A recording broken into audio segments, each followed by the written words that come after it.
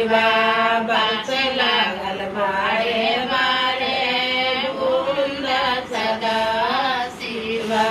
की मैं के बिना आटा से जाटा जी शिवाजी के बिना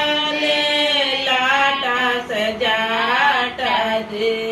गौरा दे बना पारे बूंद सदा शिवा गौरा दे बना पारे बूंद सदा कौने बराता तुम कैला गौरा देव कौने बराता तुम कैला गौरा देवी गौरे पन्ना पारे बूंद सदा शिवा तोहरो पन्ना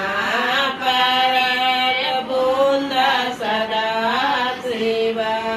सासू जी के नी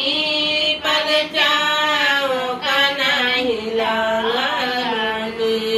सासू जी के नी